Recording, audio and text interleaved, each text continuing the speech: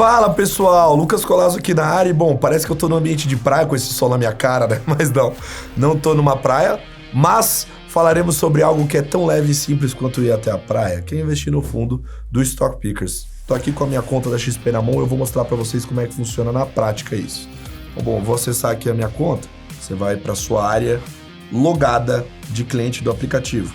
Abriu aqui a minha conta, vocês vão ver que eu tô na área inicial. Eu vou clicar aqui na barra de baixo, em investimentos. E aí já aparece um botão amarelo bem grande aqui, investir. Cliquei no investir, ele já mostra pra mim aqui o saldo disponível e conta e as opções que eu tenho, que são várias dentro do aplicativo. Obviamente a conta tá zerada porque eu já investi o meu dinheiro, não perdi tempo, espero que você também não perca o seu.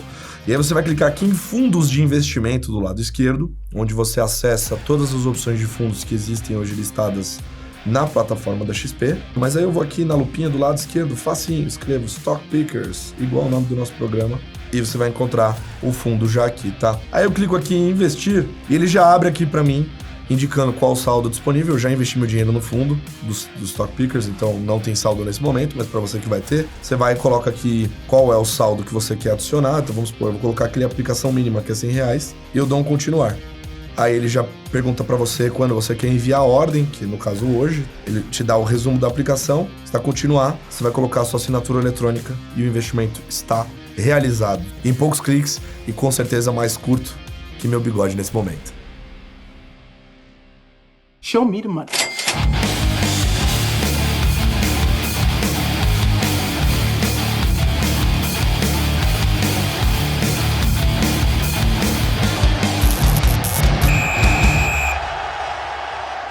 Fala pessoal, sejam todos muito bem-vindos para mais um Stock Pickers e hoje extremamente especial, diferente, com um tema que, enfim, tá todo mundo comentando já há vários meses, mas enfim, chegou essa tão esperada data. Stock Pickers especial de Copa do Mundo. E para um evento, né, como esse, claro que a gente tinha que programar um episódio diferente. Hoje nós falaremos da Copa, mas também do ponto de vista de business, né? Um pouquinho do que a gente está acostumado a fazer no nosso programa. Não vai ser um programa meramente esportivo, mas claro que, enfim, a gente precisa comentar também do lado da bola e por isso a gente tem um convidado super especial que eu já apresento para vocês. Bom, antes disso, eu gostaria apenas de mostrar a cervejinha que está na nossa mesa no episódio de hoje. Deixa eu até pegar aqui. Não vai dar para focar na câmera, né? Mas enfim. Hoje quem está comigo é a tal da Anestesipa. É um nome maravilhoso. Nome genial, e ela é genial também. É muito boa. Tá falando aqui um cara que não conhece cerveja, mas adorei essa aqui. É espetacular. Anestesipa, a cerveja para os fortes do tipo Imperial IPA, para os aficionados por amargor. Para quem gosta de experiências intensas, traz já no primeiro gole um relaxamento geral do corpo e da mente. Até porque tá meio difícil o ambiente, né? A gente tá precisando ficar meio relaxado mesmo. Ótima para combater aqueles dias mais pesados, com notas de lúpulos cítricos, maltes claros e um agradável êxtase com retrogosto seco e amargor ao final que chega ao subconsciente, aguçando todos os sentidos. Sempre importante mencionar onde você pode encontrar a Dr. Brown. Basicamente no supermercado Santa Marché, no iFood, no Rappi e também na loja física e online do Mambo Supermercados. Feito a nossa propaganda da cerveja Dr. Brown, que hoje vou abusar dela porque o episódio pede isso. Já sei o que tomar no próximo quase circuit breaker da bolsa, né? Que o câmbio subiu 4, 5% no dia. Exato. Anestesipa. Talvez semana que vem aconteça. Bom, como vocês viram então, pessoal, estou com Fernando Ferreira ao meu lado. Um prazer sempre tê-lo aqui, Ferreirinha. Gazão, você tá bonito. Eu tava querendo saber de quando essa camiseta, de qual Copa que é. Eu confesso que eu não sei, mas a história dela é maravilhosa. Lembra quando o dólar era tipo 1,70? Isso nunca aconteceu. Eu não sei se era um momento, uma alucinação. E tinha aquele... Era meio que normal algumas pessoas irem pra fora e comprar coisas que não precisava, né? Foi o meu caso. Tava numa outlet da Nike, encontrei essa camiseta mais barata que encontraria aqui, comprei. Tentei comprar A que você está usando? Você viu no Twitter que eu tentei, né? Mas, enfim, tá meio difícil de achar. Foi procurar a camiseta ontem pra comprar. Essa semana da Copa, achando que ia ter disponibilidade infinita. Eu tentei agora pra minha filha, olha que tem uma parceria com o D-Tabela, já fazendo merchan dos caras, que são maravilhosos, eles conseguem. Você tem uma ideia, um dos sócios estava casando no sábado e conseguiu pra mim as penúltimas 4 amarelas. Agora não tem mais, 15 dias úteis você consegue a preta, que é muito bonita, e goleira, essa de azul, que é legal, e a amarela, que é uma das mais bonitas. Pois é. Bom, eu acreditava que o pessoal ia ter imaginado que teria uma demanda forte nessa época do ano, né? Aliás, um pouquinho antes também, né? Principalmente. Pois é. Mas, enfim, não encontrei, então tô usando essa honrosa camiseta. Bom, vamos apresentar os nossos convidados. Nando Lima, roda a vinheta do Momento RH.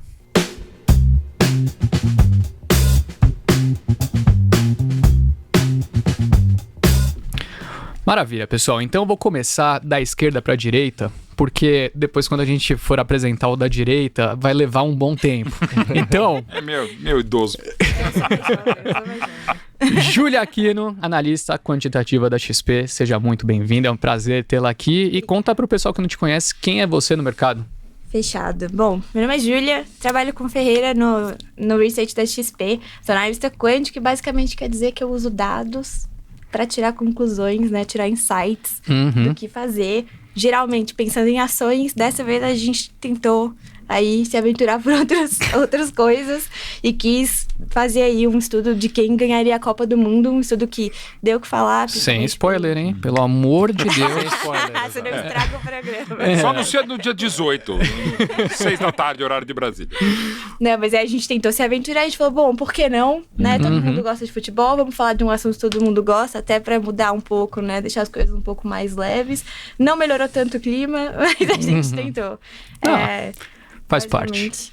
A gente tentou aplicar aí um pouquinho do que a gente usa todo dia, né? Num assunto diferente, né? Fora do comum pra gente, fora do comum também pra outros bancos e tal. O resultado ficou bem legal e causou um pouco, né? Eu dei uma passada no escritório hoje, o pessoal já tava, e aí? Eu coloco no bolão, não sei o que. Já...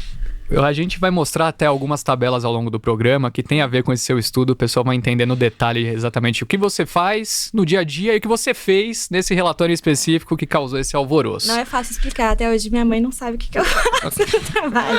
A minha até sabe e preferia que eu não fizesse. Então... O meu é o mais simples de todos, minha mãe também não sabe. Bom, maravilha então, pessoal. Essa é a Júlia que está aqui com a gente. Ela vai participar do programa comentando sobre esse estudo. E estou extremamente honrado de receber um ícone da TV brasileira, Mauro Betting. Eu que... Você sabe bem, Ferreira, eu gosto muito mais de futebol do que mercado financeiro. E eu sou aquele tipo de fanático. Torce, né? Mas tudo bem. A única coisa boa entre nós mesmo, na verdade. Pois é. Virtude. Pois é. Bom, eu sei que tem um pouco de dor de cotovelo com o momento recente. A fase tá boa. A fase tá boa. E... Não, mas sendo bem honesto, assim, eu sempre fui pirado por futebol. Assisto programas esportivos de diversos gêneros, desde daquele mais bagunçado até aquele mais formal. Eu adoro. E você sempre foi uma referência pra mim. Aí. Não pelo fato de ser palmeirense, que eu já acho ótimo, mas Que é a melhor acho... coisa minha. Inclusive. Mas apesar de você ser palmeirense, quando você dá opinião no negócio, você é imparcial. E tem muita gente... Eu apanho muito dos palmeirenses. Exatamente por conta disso. O que eu vejo você apanhando no Twitter é brincadeira. É o que eu mais apanho. Mas também, ter a oportunidade de falar sobre Copa aqui ao seu lado, pra mim é uma honra. Então, muito obrigado pela sua presença, Que Mauro. é isso aí, que eu que agradeço, Júlia Ferreira. É um prazer estar aqui com vocês, aqui também nesse estúdio que é muito legal. E, e falar da minha paixão, né? Assim, eu sou 56 anos palmeirense, por isso que eu sou apaixonado por futebol e por jornalismo, que faço esportivo há 32 anos, e Copa do Mundo é a minha vida, até porque quase foi a minha morte, porque eu tinha 3 anos em 7 de junho de 70, horas depois do nascimento do capitão do Penta, Cafu, meu parceiro em várias atividades também, e meu pai esqueceu que eu estava no colo dele quando o Jairzinho fez aquele golaço contra a Inglaterra em 70. Foi parte da comemoração. Eu fui jogado à frente da Colorado RQ valvulado da casa da minha bisavó, bati a cabeça e fiquei desse jeito. Eu lembro coisas anteriores à Copa. Da Copa eu não lembro nada. Já conversando até com especialistas da área, falou, pode ter sido trauma. Caramba. E com certeza, porque eu virei jornalista esportivo, bati a cabeça e não tinha mais nada. Então a minha Copa inesquecível eu já esqueci de hora, que é a Copa de 70, que bati a cabeça e fiquei desse jeito. Então assim, a Copa pra mim é a vida. Esses dias de Copa, não tô lá no Catar, claro, tô fazendo pela Jovem Pan. A gente não mandou ninguém de comentarista, então eu faço jogos pela Jovem Pan, com programas que eu faço pelo SBT, pela TNT, tô nessa Copa fazendo colunas pro Correio Brasiliense. Você trabalha bastante, pro Estadão. né? Cara, eu não sou o cara que mais trabalha, mas é o que mais faz coisa, né? Assim, videogame, eu faço curadora de museu, eu faço 22 livros, estou escrevendo outros 11, eu faço roteiro de cinema, já dirigi 4 documentários, inclusive da Seleção Brasileira, sou curador do Museu Pelé, sou um dos caras assim que mais faz coisa, não necessariamente bem. E assim, e Copa do Mundo, velho, assim, eu me sinto primeiro convocado por vocês. Pô, faço, cara, porque assim, eu sou absolutamente alucinado, apaixonado por futebol e por Copa do Mundo, né? Assim, não tem, pra mim, a minha vida sempre foi de 4 em 4 anos, né? A ponto, inclusive, uma história real, na Copa de 86 eu fazia direito e jornalismo de faculdades e namorava com uma menina na rua de trás. Ela me ligou e falou: meus pais saíram, tá, quer vir aqui? Falei: não, tem jogo. Brasil na manhã? Não, tem jogo. Mas qual? Do Maradona? Não. Bulgária e Coreia do Sul. Uau, na Itália? Bulgária e Coreia do Sul. Que jogo tem? Bulgária e Coreia do Sul. E acabou o namoro, voltamos depois da Copa. Foi 1-1, foi um puta jogo. Porque Copa do Mundo é que nem pizza. Até quando é ruim é boa. Perfeitamente. E acho que até a própria estreia desse ano fala muito disso, né? Catar, Equador. Porra. Eu não tinha altas jogo. expectativas. É maravilhoso, Baita Copa do Mundo, velho.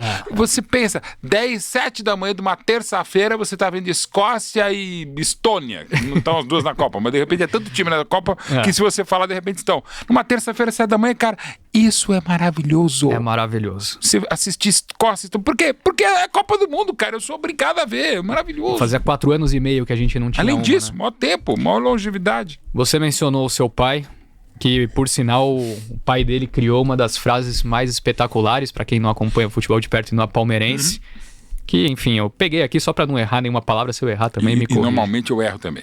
Explicar a emoção de ser palmeirense a um palmeirense é totalmente desnecessário. E a quem não é palmeirense é simplesmente impossível. Ou alguma coisa desse tipo. Não é exatamente isso. Inclusive, muita gente, a gente fica muito honrado que tatua essa frase. Tatua. E para todo mundo que me procura ou me mostra, por exemplo, no estádio, chega o cara, levanta a camisa, mostra o braço.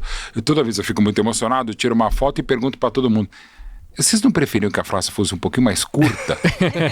Esse cara tudo dói, né? Então, assim, Cara, é uma frase tão lendária pro palmeirense quanto quando surge ao viver de imponente. acabou ficando. Eu agradeço muito ao presidente Paulo Nobre, que a popularizou ao colocá-la no vestiário do Palmeiras em 2008. Hoje ela, até recentemente, ela estava na sala de imprensa Joelmir Betting ali no Allianz Parque. Essa frase está na academia do Palmeiras e o Abel Ferreira usa muito. No Allianz Parque, na sala da W Torre está.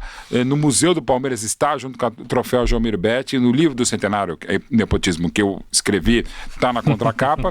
E é bom lembrar que essa frase é uma frase que, na verdade, é uma inspiração que meu pai teve em São Tomás de Aquino, que troca Palmeiras pela... Explicar a existência de Deus a quem acredita é desnecessário. A quem não acredita é impossível. Aí ele falou da paixão, e podia ser do Palmeiras, do Corinthians, de qualquer outro, né? Claro. Mas acabou popularizando e ficou realmente uma frase que, aliás, só para deixar claro, né, também para os talibãs da talibancada palmeirense, eu, em nome do meu pai, que já partiu, essa frase pertence ao Palmeiras. Então, todo mundo pode usar o tempo todo e a gente não ganha um centavo. Aliás, todos os direitos são pro Palmeiras. Então, pode tatuar, pode fazer capinha de celular, que hoje eu não estou, mas enfim, que tem. Tá valendo camiseta, tá tudo valendo. É tudo do Palmeiras. Sensacional. Bom, vamos começar a falar um pouquinho sobre o programa de hoje. Como eu disse lá no início, o intuito desse episódio especial de Copa é falar tanto do ponto de vista esportivo, como também do ponto de vista de negócio, as projeções que, enfim, a senhora vai causar um atrito aqui. Eu deixo avisado, se você não gosta de futebol, cara... Azar Perdão. seu. Perdão. Azar seu. A gente... Tem algumas pessoas que não gostam, comentam ali no chat quando eu falo de futebol nos programas. Isso daqui não é um programa de... Enfim, mas a gente tá num momento especial e somos brasileiros. Bom, eu queria começar falando sobre as coisas diferentes que envolvem essa Copa, né? Eu não vou entrar no mérito social, acho que todo mundo sabe, todo mundo já falou muito, as Todas questões... as polêmicas. Todas as polêmicas, até do ponto de vista, né, dos trabalhadores, os relacionamentos em público que não podem acontecer, acho que todo mundo sabe, a gente tem um horário limitado, eu queria focar nas questões esportivas de fato, tá? Bom, entre as diferenças que a gente tem nessa Copa, eu listei algumas aqui para não esquecer de falar. Na verdade, a primeira curiosidade que eu vou trazer não é uma diferença, mas é um lembrete, que essa é a última Copa do modelo que a gente conhece, né? Com 32 times, 8 grupos, 4 times em cada grupo, e a partir de 2026 teremos 48 times, 16 grupos e 3 times em cada um deles. Eu tava estudando para esse programa, apesar de do ponto de vista esportivo não ser interessante... Acho que até a Itália vai conseguir. Não fale isso, que é minha maior dor. Minha avó chama Itália a Roma e eu torço pelo Palestra Itália. Então eu só torço menos pra Itália, eu torço mais pelo Brasil, mas é dolorido. É a segunda, A Itália tá passando aquele momento que o Palmeiras teve na década passada, aquele início. E ali. mesmo assim tem um monte de título. Chupa mundo, pronto. Isso é uma verdade. Mas deu pra entender, quando você pensa do ponto de vista de negócio, por que os caras vão fazer isso. É muito claro, né? Claro. Enfim, o Qatar é a primeira vez, na verdade, que o país sede é o único estreante. É a primeira Copa realizada no Oriente Médio. É pela primeira vez que vai ocorrer nessa época do ano, né? Dezembro, por conta do calor que faz lá no meio. E eu queria começar debatendo a respeito da distância entre a hospedagem, né, dos times e também os estádios, porque do ponto de vista esportivo, me parece que isso é um detalhe que a gente precisa prestar atenção. Por curiosidade, eu dei uma olhada em como que funcionou na fase de grupos na Rússia. O Brasil se deslocou mais de 1.500 quilômetros, né, em 3 jogos apenas. Dessa vez, todos os estádios estão ali separados por apenas 55. Eu lembro bem como torcedor, que não foi nada fácil se locomover pra lá e pra cá. a Rússia inteira em uma semana. Foi É um país complexo. pequeno, né? Exato. O maior país do mundo. E ele cresce, né? Com os anos vão passando, ele vai pegando Mas precisa alguns avisar o territórios. Blatter que ele falou, foi um erro a gente fazer a Copa no Catar, porque é um país pequeno. Eu acho que quando foi definida a série já era do mesmo tamanho o Catar, né? Eu não sei o que aconteceu, diminuiu talvez.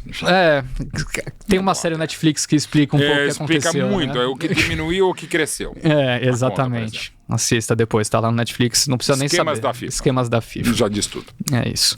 Bom, Mauro, eu queria, dado o seu histórico de Copas e do ponto de vista esportivo, entender se você acredita que esse fator tem uma influência positiva para os jogadores. Tem, até porque no meio da temporada é um desgaste diferente, embora seja mais desgastante para o final de temporada. A condição climática, nesses dias todos eu estou falando com o pessoal que está lá no Catar, o pessoal que está na torcida, estou falando com fotógrafos que estão atrás do gol, por exemplo.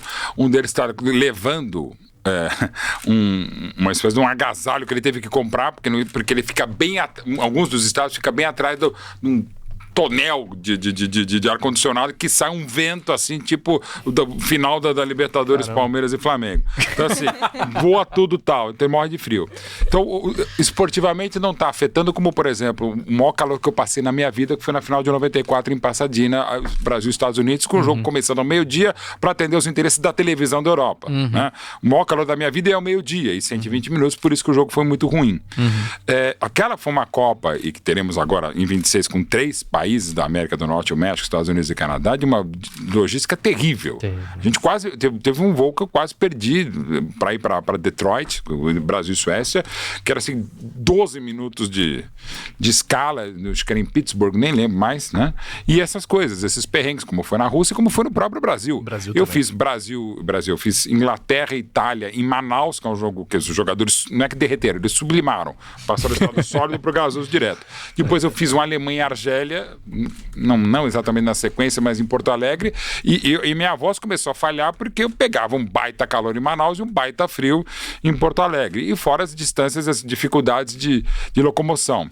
Teve uma Copa que foi muito legal que eu fiz, foi a Copa da França de 98, que as distâncias não eram muito grandes, você tinha o TGV, e na época foi uma Copa que eu fiz pela Band, o Luciano do Vale tinha um esquema que tinha um avião da TAM à nossa disposição, um aviãozinho, então era legal.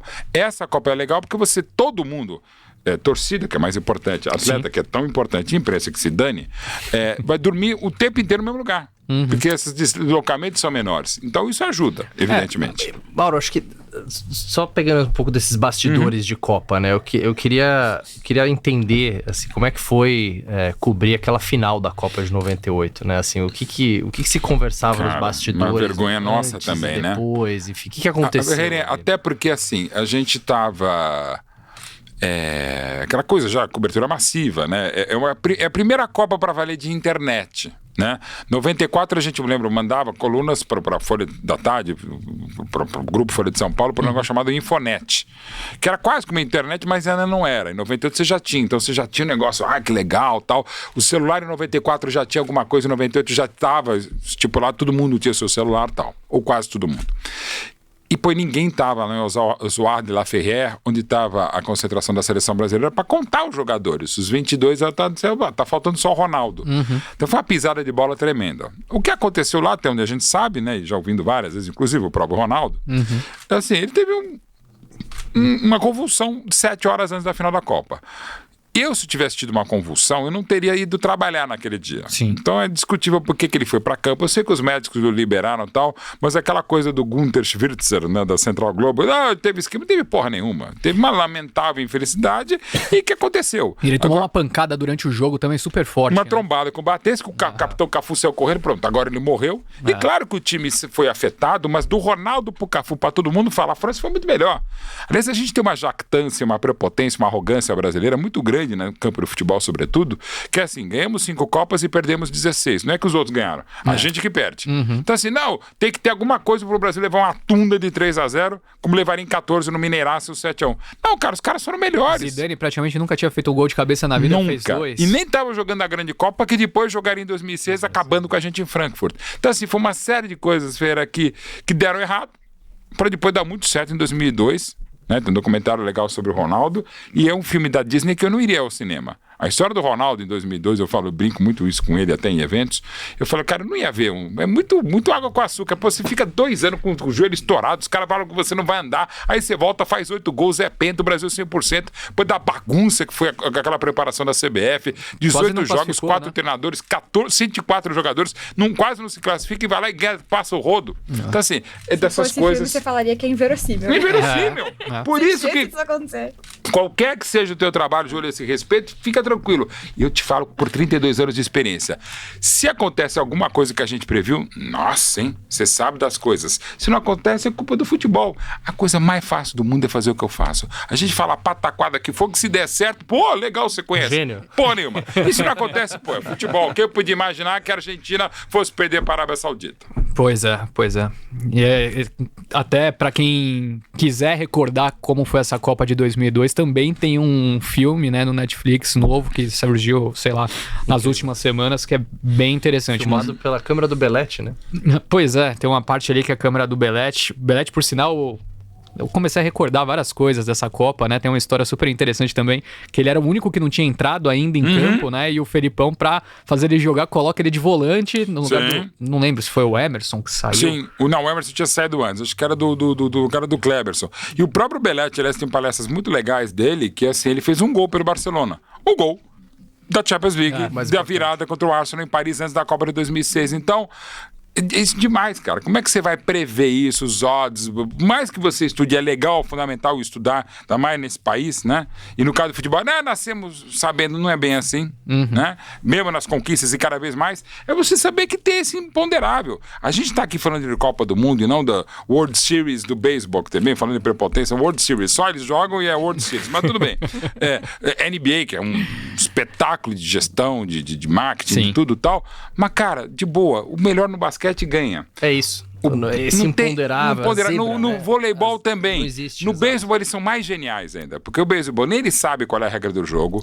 Eles ficam numa partida de 15 horas e ninguém presta atenção naquela porra, vai comer o barbecue lá fora do estádio. E eles são os geniais. Eles são brilhantes nisso. Mas, cara, o futebol é aquela coisa.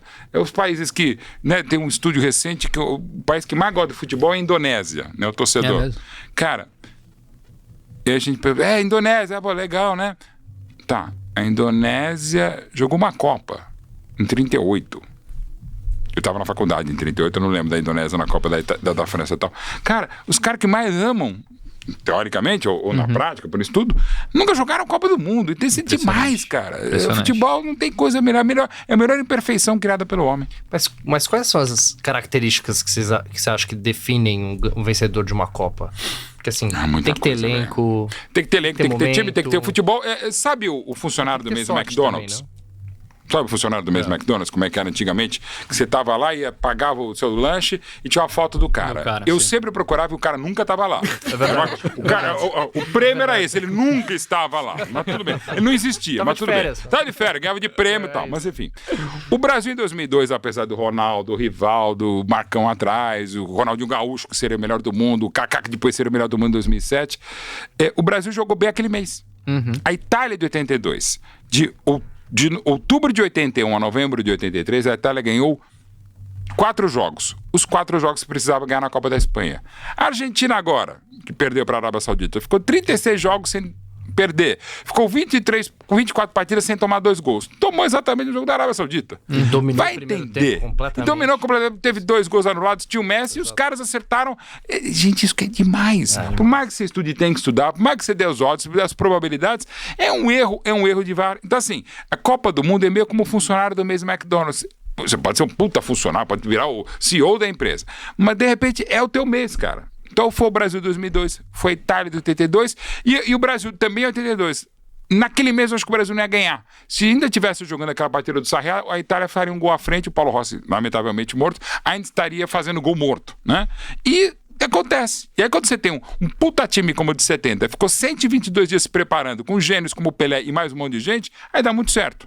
Mas mesmo aquela campanha foi super tortuosa, o Brasil não foi brilhante o tempo todo. Né? E acho que nessa Copa vai ganhar a equipe mais sólida, mais competitiva, mas não necessariamente a mais brilhante. Vai ser que vai, digamos, errar menos. Assim, em cada Copa, o velho Chavão tem sua história, tem sua geografia, tem sua política, tem sua economia, tem um monte de coisa, mas acho que não tem só um pacote. Como é que você ganha a Copa do Mundo? Mas, ô Mauro, até vou puxar o gancho dessa sua resposta pro momento atual. A gente passou por uma baita renovação da seleção, né? Até, se perguntasse qual seria o time da Copa em 2020, ninguém teria citado Rafinha, Antony, Vinícius Júnior, talvez alguém... Falar uma coisa, Rafinha as pessoas não têm a menor... Não, o Rafinha tá velho, tá no Flamengo, não, é o Rafinha do Leeds. Do Leeds, que era o Bielsa, o treinador dele, sim, se não me engano, né? O potencializou muito, e joga muito bem na seleção. Mas assim, uma coisa que me deixa inseguro, eu acho que o Brasil tem um ataque realmente impressionante, muito forte, um meio de campo consistente com Casemiro, Paquetá na seleção. Tá se provando, mas é uma Copa do Mundo, uma defesa sólida, apesar de eu achar que tem uma deficiência nas laterais, principalmente no banco. Tem mesmo. Mas uma coisa que é super importante, a gente tem o Palmeiras como um grande exemplo disso, é o tal do cabeça fria, coração quente. Sim. Eu tenho a impressão de que muitos desses jogadores são jovens e eu tenho um grande receio quanto ao mental que exige momentos de decisão, especialmente numa Copa do Mundo. Queria entender, na sua visão, quanto você acha que isso pode ser talvez um ponto a ser provado. Eu não diria que uma influência negativa, mas um ponto a ser provado desses jovens jogadores. Então, eu até por estar cada vez mais tiozão, né? 56 eu defendo os mais velhos, né? E por gostar muito de história, trabalhar muito com isso, eu trabalho em museus, curadorias e tal. E eu sou um cara que tem muita saudade, mas não sou saudosista. Então eu posso dizer, Messi é o maior jogador que eu vi na vida deste planeta, Pelé é de outro planeta. Quem mais jogou futebol pra mim na vida é o Messi. O Maradona jogava bola, é a coisa mais lúdica. Jogava futebol é o Maradona e o Cristiano é tão absurdo que às vezes ele consegue superar o Messi. Pra você ver, então estamos falando de 2 nomes atuais. E pergunto sempre, inclusive não é nem no Messi, eu pergunto do Neymar. Perguntava para Dorval, Mengalvo, Coutinho, Pelé e Pepe. O Neymar jogaria nesse time? Todos falavam, inclusive o Dorval levantava e jogaria no mesmo lugar. Eu falei recentemente, numa websérie que eu fiz para Rivaldo com o Jairzinho, o Neymar jogaria no time de 70? Ele falou, jogaria. Eu até uma delicadeza falei, não vou perguntar se é no seu lugar. E o Jairzinho foi o craque da Copa de 70, jogou mais que o Pelé. Ele chutou 7 bolas em gol e fez 7 gols na Copa. Ele não errou nenhum chute, aliás, não é que a bola ia no gol e saia gol. E contra Banks, contra aqueles caras todos. Um Haaland hoje. Mais ou menos, perfeito. Então assim, você precisa da gente experiente. Por exemplo, em 90 o Brasil teve aquela Copa péssima da seleção lazarenta, que se perca pelo nome. Acabou nas oitavas, até quando jogou bem contra a Argentina. Aí o Ricardo Teixeira falou, não pode vir ninguém de 90 para 94. Depois deu tudo Deu errado, chamaram 10 caras de 90 e estavam em 94. Gente, é fundamental você ter experiência. A SPEC, que deve fazer uma boa Copa do Mundo, tem 20 moleques não, alguns são moleques mesmo, mas 20 caras novas. Você precisa fazer uma mescla. O trabalho de vocês aqui, tá aqui o tiozão falando, até para garantir uma reserva de mercado. Gente, tudo você precisa de gente mais experiente. A última vez que um time foi bicampeão, quando foi? 62. Não, por acaso tinha 14 caras de 58 e 62. Sendo que a gente perdeu o Pelé no primeiro jogo e meia contra a Tchecoslováquia, mas o Mané jogou por todo mundo e foi campeão. É fundamental você ter experiência, cara. Você ter essa vivência, essa quilometragem. É uma coisa que falava outro gênio da raça, Nelson Rodrigues, o envelheçam meus jovens. É assim, tem experiência, cara. Isso, você sabe também muito melhor do que eu no mercado corporativo, cara. Você precisa ter o pique, a garra do mais jovem, mas você precisa ter experiência, ter a milhagem. É um momento de falar, pô, segura um pouco o facho, ou vai por aqui que aqui pode dar errado, aqui deu certo. É fundamental, cara, essa troca de ideia. Mas você acha que o fato de grande maioria desses jogadores jogarem na Europa e já estarem acostumados com grandes competições deve ajudar bastante, apesar da pouca idade que eles têm, né? Pera, isso é fundamental. Por isso, às vezes, você fala, pô, o Gabigol, que é um baita atacante maravilhoso, já tem história no Flamengo, no futebol brasileiro sul-americano. Eu acho que, independente das questões que ele tem com o Tite tem com o Gabigol e tal, ele tem um nível de enfrentamento no Brasil e na América do Sul que não se encontra lá fora. Sem dúvida. Tá, assim, e é cada vez mais. Você vai jogar contra quem? Uma Copa do Mundo. Quase todo mundo está na Europa. Então você tem que pegar os caras que estão mais acostumados, né? Claro que, por exemplo, nessa seleção dos 26 tem 3 nomes que atuam no Brasil. E para mim eu levaria os 3. O Everton Ribeiro, o Everton, o goleiro e o Pedro, tá? E para deixar claro, eu levaria 25 dos 26 do Tite. Então eu concordo muito com as escolhas dele para os nomes e posso discutir até e muito a equipe. Cara, na dúvida, um processo de seleção, que também você sabe muito melhor, eu vou ver algumas valências, assim, mas digamos, o super trunfo é o seguinte: se tem caras mais ou menos do mesmo nível, eu vou preferir o cara que joga na Europa. E sempre lembrando que a Europa é das grandes ligas, né? Vou pegar o cara que joga em San Marino, que é a pior seleção do mundo, não é isso. Mas assim, é o nível de enfrentamento, por óbvio, pela concorrência, pelo nível de intensidade, pela disputa.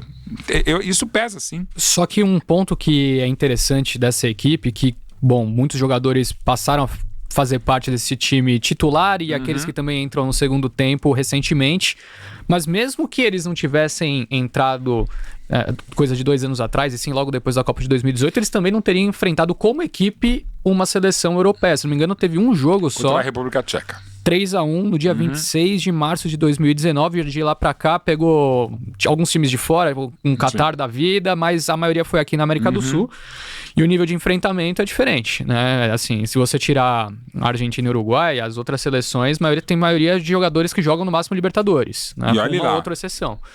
Pesa. Na constituição de uma equipe, eles sim têm um embate europeu no dia a dia, nos treinos, nos jogos, mas a equipe em si não teve esse teste. Faz falta. Até porque o grupo tem 2 europeus, por sinal, né? Não tops, mas... Tem, aliás, mas assim, os jogos duríssimos. O Brasil vai ter muita dificuldade no momento que vocês estão vendo, a partir vai ser o jogo de amanhã, né? Exatamente. Quinta-feira contra a Sérvia. Adversário duríssimo, como a Suíça também é. A Sérvia é melhor do que em 18, a Suíça é melhor do que em 18, mas o Brasil também é. Acho que a gente vai falar bastante aqui com vocês, com a Júlia também. Eu acho que o Brasil tem grandes condições de ganhar o Hexa, mas ok. Pode não acontecer, porque o futebol de novo vai acontecer, é uma noite mágica do Courtois, como foi na Rússia em 18. Mas assim, esse nível de enfrentamento é fundamental para você entender. Aliás, até uma sacanagem com a derrota da Argentina, o pessoal falou, o problema é o seguinte, a Argentina não tinha enfrentado ainda um nível de enfrentamento dos asiáticos, né, para saber, para a paulada que levou a virada da Arábia Saudita. Mas nesse caso, de novo, é o business. O que acontece? A Europa brilhantemente criou desde 18 a Nations League, que quase todas as datas FIFA são ocupadas em confrontos entre eles. O que melhora o nível deles, dá mais dinheiro para eles via UEFA e também esvazia Brasil, Argentina, Uruguai e as outras seleções que acabam tendo menos enfrentamento. Porque muitas vezes o Brasil tentou, e não só nesse ciclo, em outros, antes da Nations League, jogar contra outras seleções, elas não querem enfrentar o Brasil em nível esportivo, porque financeiramente é sempre legal, jogo bonito, o Brasil, o Global Tour, tal, o escambau, e a gente sabe que é. Mas em termos de futebol, realmente, quanto menos eles enfrentaram o Brasil, melhor. E é dever dizer que a campanha é excelente do Tite, o trabalho dele é ótimo, porém, esse ciclo, essas eliminatórias, foram as mais fracas disparado da história. O Brasil foi brilhante, méritos, mas poucas vezes eu vi times tão fracos, seleções tão fracas como na América do Sul, e mesmo a Argentina, que melhorou muito com o Scaloni, a derrota para a Arábia Saudita, e o Uruguai, que teve que trocar até de treinador, o professor Tabarez, porque o nível não tá legal. Sim. Também A gente por tem conta do ainda enfrentamento. um Chile da vida que, enfim, Caiu muito de produção. envelheceu, né, o time. Bolívia, Venezuela. Mas assim, a Bolívia tinha um trabalho muito legal que eu acompanhei até de perto, da academia Ramon Tawit Aguilera, que era um trabalho de base, que levou até a Bolívia à Copa de 94. Mas a coisa evoluiu.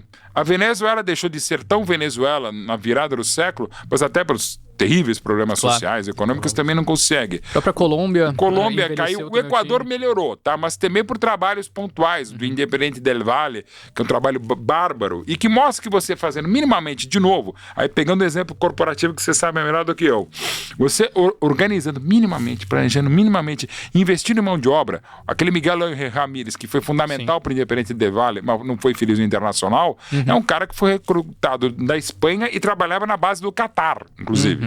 Então assim, você pega o cara e ele dá certo, pô, investe. E deu certo mesmo. Sim.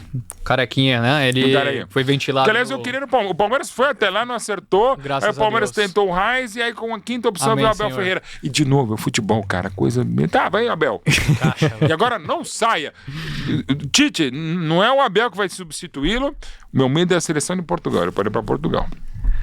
Seleção de Portugal. O Abel Ferreira. Porque aí é um Brasil sonho é dele. difícil, né? Mas eu acho que não. Andrés, Não, e até se for, ele provavelmente não aceitaria o convite pro Brasil. Ah, Portugal, não sei. Por que será, hein? Não, porque é a terra dele. Ele sabe, é um nome forte em Portugal. Faz sentido.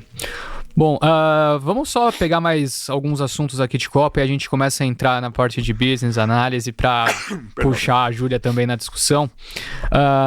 Eu acho que talvez não, com certeza a maior crítica da seleção nas últimas semanas foi a convocação do Daniel Alves. Muito controversa, apesar que não é possível que a gente diga que é inesperada. Ele beirando seus 40 anos de idade e também sem jogar, né? Que é super importante numa idade como essa. Eu gostaria de ouvir uma opinião a respeito disso, sua, Mauro, do ponto de vista de atuação. Numa eventual lesão ou suspensão do Danilo, que para um lateral pode facilmente acontecer. Você acha Aconteceu com ele na Rússia, com o próprio Danilo. Perfeito. Lesão. O Fagner até teve uma dificuldade de marcar o Hazard naquele jogo. Ali também, ó, se fosse o Djalma Santos, o Leandro, o Carlos Alberto teria dificuldade. Cafu, o Jorginho. O Marcos Rocha não. A minha dúvida é, o que você acha que acontece num cenário como esse? Você acha que o Tite coloca o Daniel Alves como substituto, improvisa o Militão ali na posição, ou depende de quem for também o adversário?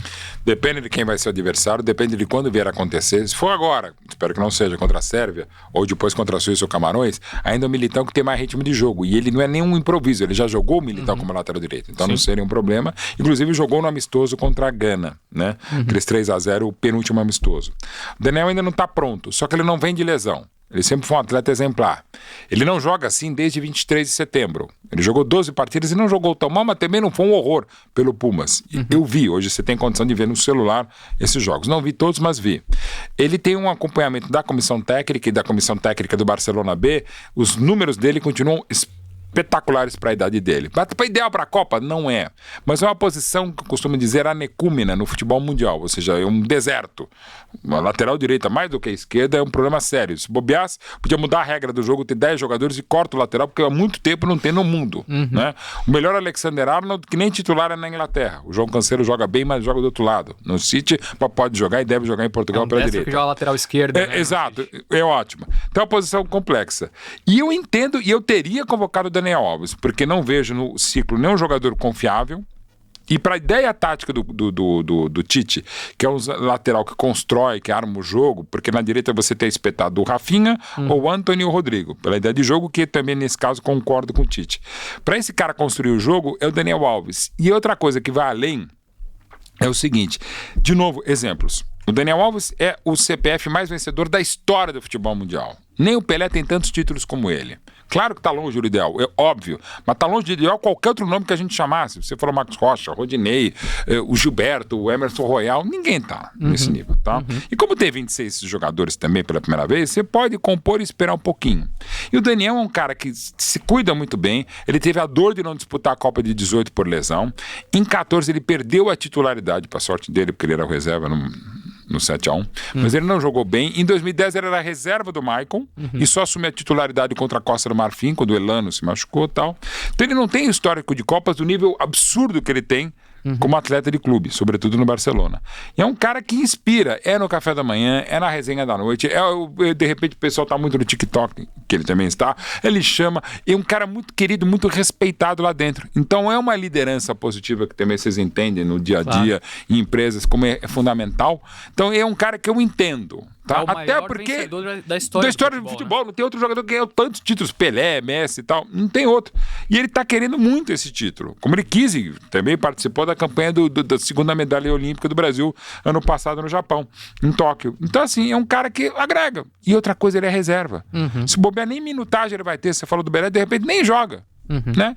E sei lá, eu teria convocado. Entendo todos esses questionamentos para não chamar, mas eu acho, de novo, por uma mania própria do brasileiro e também da imprensa, um desrespeito gigantesco, né? Falaram que tem esquema com o Tite, que tem fotos comprometedoras do presidente da CBF. Gente, olha a história que ele tem, sabe? Você pode discutir, eu mesmo zoo pra caramba o Dani Alves, algumas postagens, alguns textos dele são mais complexos do que entender do outfit das roupas que ele vai em premiação. E pode fazer o que quiser, tal, com o visual, enfim. Mas eu acho que assim, a gente tem essa mania até brasileiríssima e lamentável, de a gente adorar a vitória, mas não o vencedor. Então a gente discutiu um monte de coisa que não deve do Ayrton Senna, ou mesmo se devesse. Do Pelé a gente cobra. A gente chama de rei, como chamou desde 8 de março de 58 o Nelson Rodrigues, o rei Pelé, mas assim, uma diferença básica dos argentinos. Para os argentinos, o Maradona é Deus e para nós ele é rei. Sendo que eu, por exemplo, deploro a monarquia. Mas enfim, o rei Pelé, ele chega quase a ser desrespeitado no Brasil. Né? E eu falo sempre que, aliás, ele pousou no Brasil porque não é ET. Então a gente gosta da vitória, não gosta do vencedor. É isso. Falando de outros esportes, o efeito Guga, maravilha, ganhamos no tênis, deixou de ganhar, pô, esquece. Sabe? O Romário até escreveu uma carta essa semana maravilhosa pro Neymar, né? Muito legal. Dizendo exatamente isso, né? Que, olha, não subestime o quanto a gente apanhava e quanto eu apanhava da imprensa. Porra! E da imprensa, e aliás, do próprio Zagallo. Zagallo, de dezembro de 92 a setembro de 93, o Romário era escorraçado. Aliás, nem lembrado pelo Filipão em 2002, embora pela versão do Filipão ele tem algumas razões, né? Mas você vê de novo, e aí eu falo sempre como jornalista, falar baixinho. Primeiro que os caras me pagam pra ver futebol, já é maravilhoso. E segundo, cara, eu sou jornalista esportivo, nem esportivo, eu sou monoesportivo, eu sou de futebol. Sou jornalista futebolístico no Brasil. Imagina se eu fosse jornalista futebolístico no Canadá. É que nem cobriu no Catar mesmo, cobriu o pagode canadense. Porra, velho, é maravilhoso, a gente tem que dar graças a Deus, né? É por isso que eu falo também, das minhas paixões também são música. Pô, música popular brasileira, bossa nova, né? E, aliás, né, toda a força e luz para a família do Erasmo Carlos, né? E eu acho que o Brasil já jogou futebol melhor, mas pode ser campeão, e certamente o Brasil já fez música melhor, né? E eu não vou entrar para não ser cancelado também. Mas você já imagina. Com certeza. Né? Bom, Ferreirinha, vamos falar um pouquinho da nossa praia, quer dizer, da sua, da Júlia. Eu quero saber quem vai ganhar a Copa. Pergunta para ela. Há controvérsias.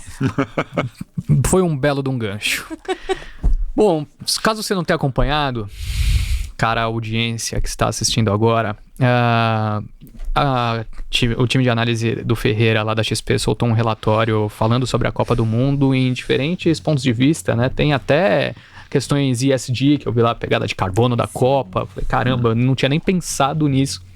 As empresas que mais se beneficiam da Copa, né? Inclusive os patrocinadores que de última hora, né, tiveram mudanças aí nas regras de... Eu vou te perguntar isso porque você cobriu, né, por um tempo esse setor. Sim. Então acho que você manja ali no detalhe sobre esse assunto. Enfim, tem vários insights legais. Como que o pessoal encontra, Ferreira? No site de conteúdos, no conteúdos.xpi.com.br, a gente tem lá uma seção com relatórios de Copa, e a gente escreveu 2 relatórios. A gente escreveu um relatório que ele aborda questões econômicas das empresas, questões da Copa em si, e um outro relatório específico da análise quantitativa que o nosso time, principalmente a Júlia que está aqui na frente, fez, que é formada em estatística. Então ela fez um estudo que ela vai explicar melhor, enfim, para detalhar quais são as probabilidades de cada equipe vencer cada um dos jogos. Então isso é muito bacana. Bom, Júlia, acho que chegou o momento de você brilhar. Conta um pouquinho sobre esse estudo.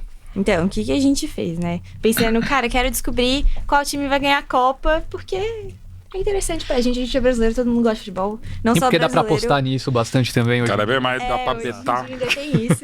Aí, então a gente pensou, o que a gente pode usar pra tentar entender o que define o desempenho de um time na Copa, né? No fim, a gente tinha milhões de opções. Eu posso, sei lá, pegar a ficha de um jogador no FIFA, né? Jogo de videogame, FIFA, né? E eu tenho um amigo que chegou a fazer um modelo desse, né? Que ele escalava os times, fazia força de ataque contra a força de defesa. Devia pegar no eFootball, que é o que eu comento, mas tudo bem. Mas eu entendo que é o naming rights faz o jogo. É o ex-PES, né? Quer dizer, o Pro Evolution Soccer virou agora eFootball. Não, eu vou sugerir pra ele, porque ele fez o modelo do jogo Argentina e Arábia Saudita, e a probabilidade dele da Argentina ganhar era 99,99%. Se fosse pelo eFootball, teria acertado. Não daria mesmo. Ninguém acertaria.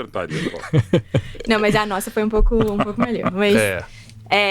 então, a gente explorou bastante esses dados de jogos, né? A gente acabou chegando na solução de usar estatísticas de jogo. Então, a gente usa posse de bola, chutes a gol, escanteios, gols marcados, né? E a gente sempre pensando que é um embate, né, entre dois times. Então, a gente usa a diferença entre as métricas dos dois times, né? Tendo a ideia de que times que têm métricas mais parecidas provavelmente vão ter disputas mais acirradas, times que são mais distantes vão ter ali uma expectativa de um jogo um pouco mais desenhado, né? A gente já espera ter um vencedor um pouco mais claro.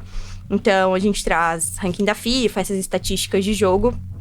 A gente puxou também ranking Elo, que no fim tem um efeito bastante parecido com o ranking da FIFA, mas ele usa algumas métricas diferentes que a gente quis incorporar no modelo. E a gente fez aí, é um palavrão, né? Uma regressão multinomial logística, para quem gosta de estatística. Repita. E gosta desse tipo de coisa. Regressão eu tentei fazer, eu fui até a corte da Cleópatra, mas eu acho que é outro tipo de regressão que eu fiz. Não, como é que chama mesmo, Júlia? É regressão multinomial logística. É multinomial porque tem 3... E uma palavra só, multinomial? Multinomial é uma palavra só. Então, nunca ouvi falar, gente. Porque o tradicional é binomial, ganha-perde, multinomial, ganha-perde, empata. Né? Tem 3. E pode ser, no caso do Brasil, pode entrar no STJD também, conseguir no tapetão. Perfeito. Se precisar, né? Tapetão. Famoso tapetão. Famoso tapetão, exatamente. Bom, a gente fez, então, modelos para prever quem vai ganhar cada jogo. Então, a gente pegou Perfeito. 820 jogos desde 2010 até metade desse ano e usou esses dados para treinar o nosso modelo, né? A linguagem bastante parecida com o futebol, mas a ideia é que a gente tem qual foi o resultado do jogo, a gente tem as métricas, então a gente constrói essa relação entre as métricas e o resultado do jogo para aplicar em jogos que ainda não aconteceram futuramente. Perfeito. Então, assim que a gente tem esse modelo pronto, qualquer embate entre dois times que a gente tiver, tendo as métricas dos dois times, a gente consegue cuspir ali as probabilidades de vitória de um time, vitória do outro time ou empate. Né? Basicamente, então, o que a gente fez? A gente fez 25 mil simulações. Cada uma dessas simulações é o campeonato do começo ao fim. Né? Então, partindo dessas... Né, na fase de grupos, a gente já tem os embates definidos. Então, a gente já tem os dois lados com as métricas. Para a fase eliminatória, a gente seguia o que saía ali do nosso output da fase de grupos. Então, tem um pouquinho mais de incerteza. Mas, mesmo assim, a gente tem bastante confiança nesses números. E cada uma das simulações, a gente fazia o campeonato inteiro. A gente simulava todos os jogos da fase de grupo, todos os jogos da fase eliminatória, até eventualmente chegar num vencedor. E aí, dependendo, né, da proporção, né, quantas vezes acontece esse resultado, a gente acaba chegando nas probabilidades que estão ali. Que a gente tem um gráfico, por sinal, para mostrar, Nando. É aquele de, na verdade, uma tabela, né? Probabilidades Copa do Mundo 2022 em percentual. Vai aparecer aqui na tela. Acho que vai ficar mais fácil para a gente conseguir observar, né, esses valores em questão. É isso que você estava falando, né? Exatamente. Então, a gente tem aí a primeira coluna, probabilidade do time chegar até as oitavas de final. Perfeito. Depois chegar até as quartas, chegar à semifinal, chegar à final.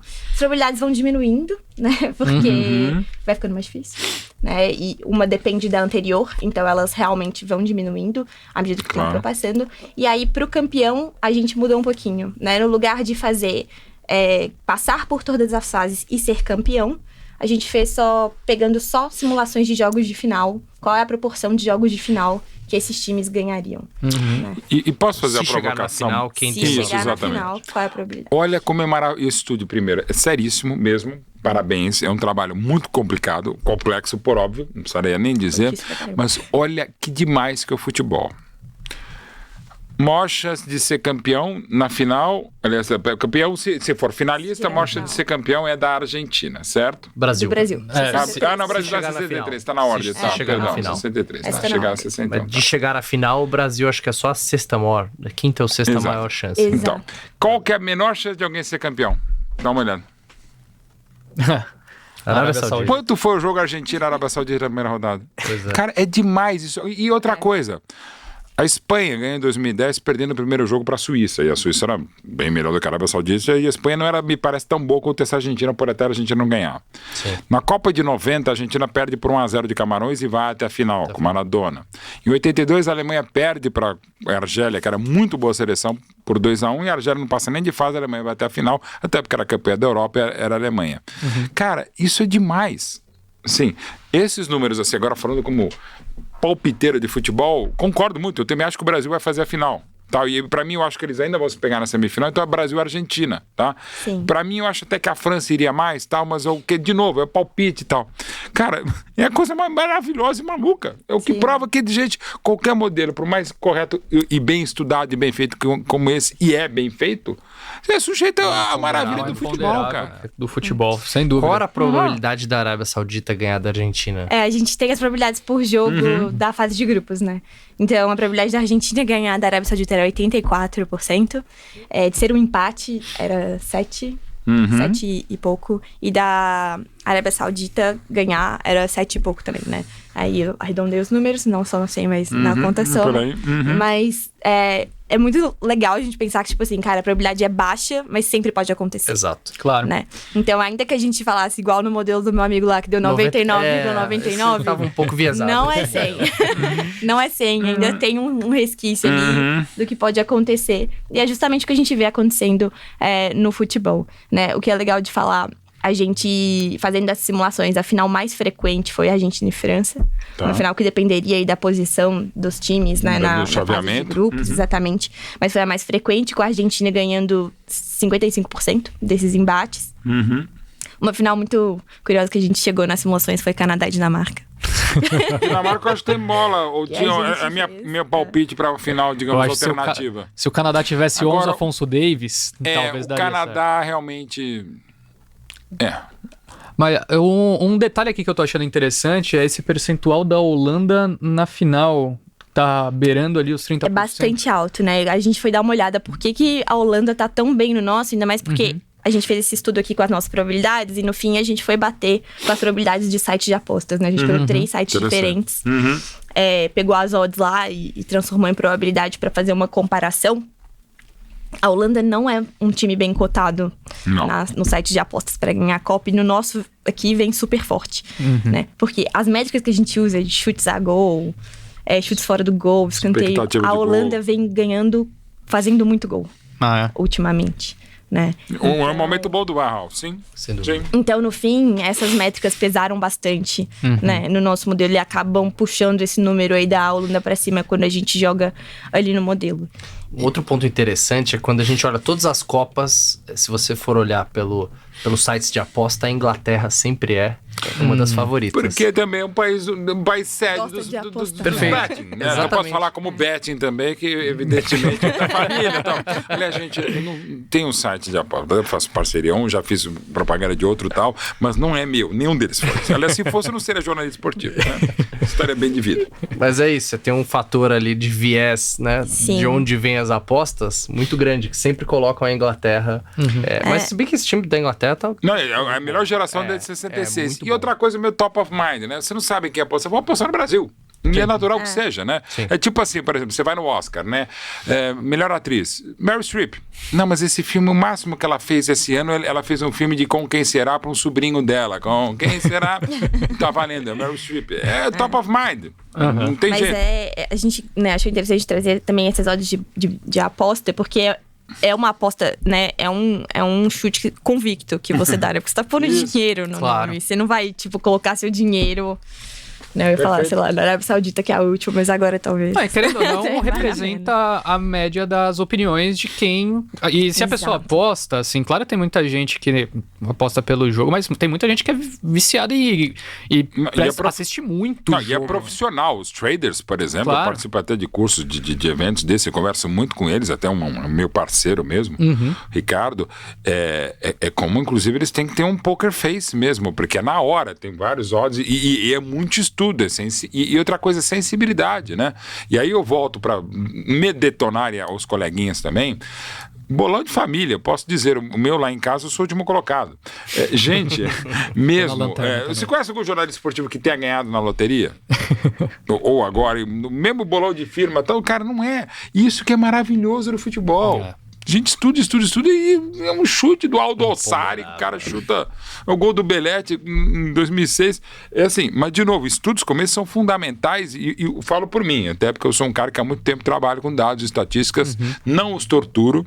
Aí pegando na área de vocês, o Roberto Campos, o Bob Fields, tem uma frase que eu acho maravilhosa, que é: estatísticas são como os biquínis, mostram muito, mas não é essencial, né? Enfim, e você tem que estudar, interpretar, e uso também, essa é uma frase minha, contra fatos existem argumentos no futebol. Você pode pegar uma numeralha, você pode estudar, ver, mas alguns momentos que eles indicam alguma coisa, mas eles não determinam. Exato. É uma luz, é um Waze, você vai, mas de repente tem um feeling. E tem outro lado também. Por mais que você cruze os dados por óbvio, tem um imponderável. Gente, a margem de erro é muito maior do que as margens de erro assumidas pelos institutos de pesquisa em eleição. Deveriam ser assim. Sem dúvida. Eu queria só entender um pouquinho mais esse estudo na parte da conclusão, né? Que, enfim, vocês chegaram ali de que a Argentina é quem tem a maior chance de ser campeã. O que explica isso quando você analisa os números? Até porque se chegar na final, quem tem mais chance é o Brasil, correto? Só que para chegar na final, a Argentina tem mais chance. Isso é por conta do chaveamento? É nessa pegada? No fim, o que impacta é o chaveamento, né? Cada uma das simulações que a gente faz tem um chaveamento diferente. A Argentina talvez tenha um caminho um pouco mais fácil, não vou dizer fácil, porque eu também não sou... complicado, né? Até a final... até a probabilidade de ela chegar ali na final é bastante alta, né? Que a gente colocou ali 18,4%. Então, isso faz a Argentina estar presente em muitas finais. Estando presente em muitas finais, acaba impactando o nosso número na final. Né? Enquanto o Brasil só pegaria pedreiras até a final. Exato, o caminho do Brasil é muito mais difícil. Exato, antes aqui de a gente começar o programa, que assim, todas as histórias de Copa foram assim pro Brasil, né? Então, o Brasil tem que pegar a pedreira, o Brasil pega no tranco. E aí que tá, e é esse meio que imponderável que é maravilhoso no futebol. Quer dizer, aí você pode falar, estatística, não é uma constatação, às vezes até um feeling, né? Acho que o jogo contra os Estados Unidos em 94, né? Que não era um jogo que não era tão complicado, acabou ficando pela cotovelada do Leonardo, no Tabi Ramos, 04 de julho lá em Stanford, uma série de outras coisas, né? E essa coisa, e é interessante um fato, por exemplo, da própria Alemanha. A Alemanha é o país que mais vezes chegou em final de Copa do Mundo, não sempre ganhou, né?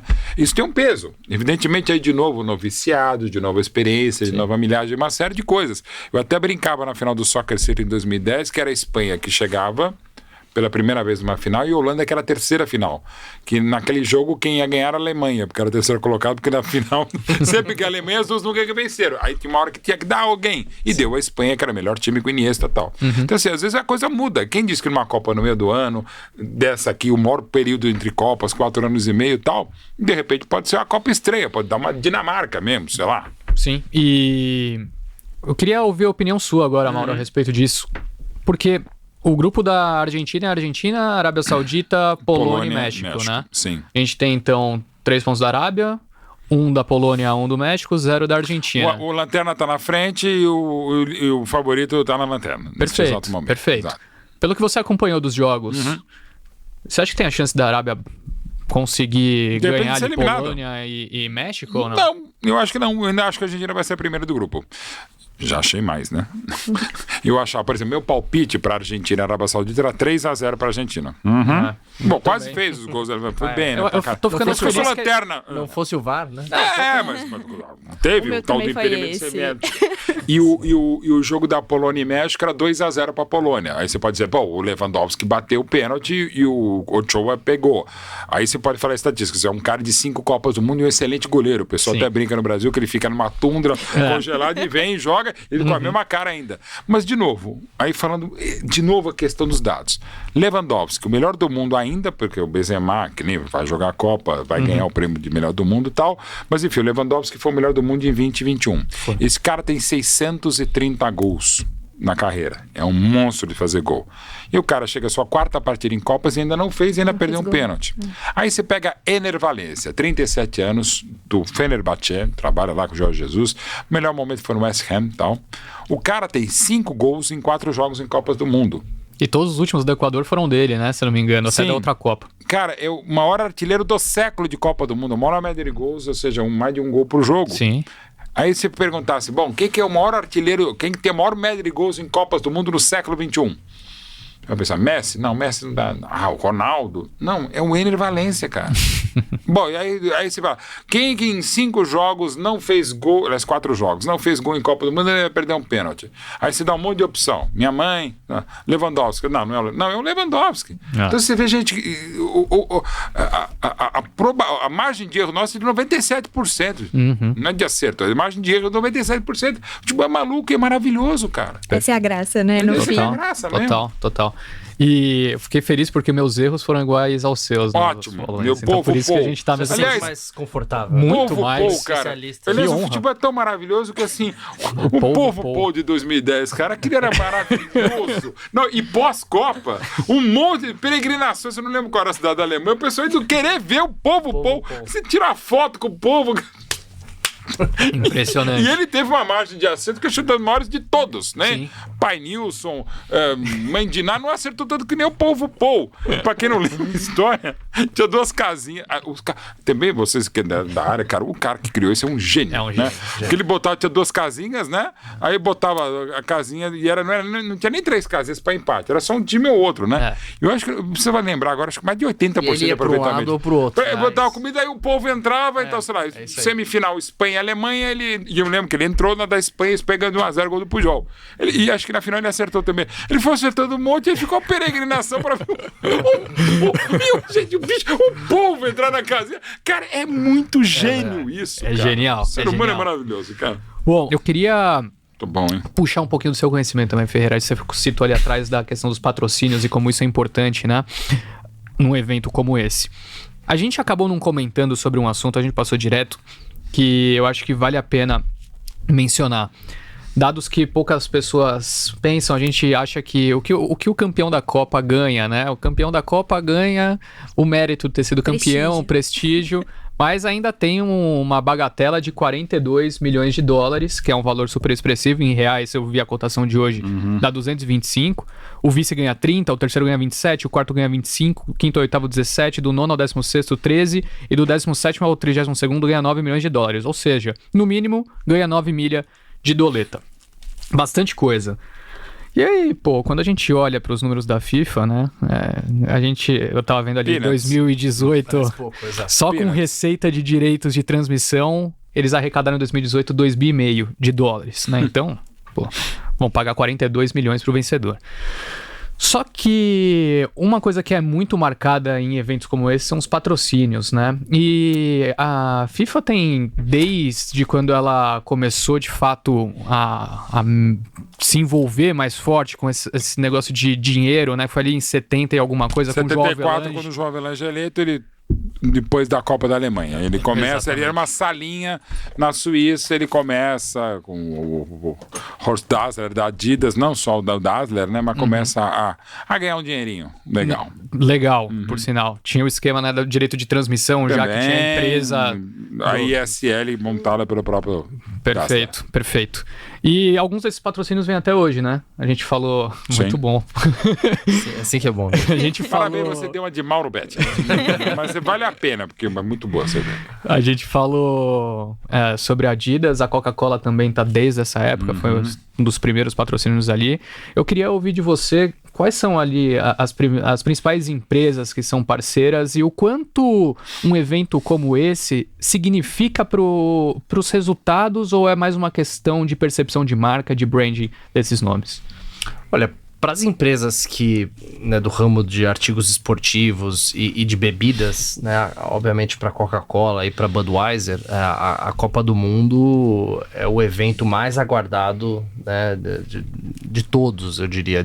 Né, se você pegar outros grandes eventos esportivos como o Super Bowl ou como, né, até Tour de France, né, você pegar outros eventos que têm uma audiência muito grande de TV, não tem o mesmo impacto em termos de consumo do que a Copa do Mundo tem, né? Porque a Copa do Mundo, de fato, para o mundo todo para ver um evento muito relevante. É um período também maior, né, do que um Super Bowl da vida. Exato, período maior e que você junta, né, várias regiões do mundo ao mesmo tempo, né, para assistir a Copa. Então, de fato, a Copa do Mundo ela tem um impacto muito maior do que os números, talvez, frios indicam, né? Os números podem indicar que, olha, invista lá no Super Bowl que é mais negócio, mas no Super Bowl é muito mais nichado, por exemplo. Então, é um público muito mais nichado, enquanto a Copa do Mundo, ela tem um impacto muito maior.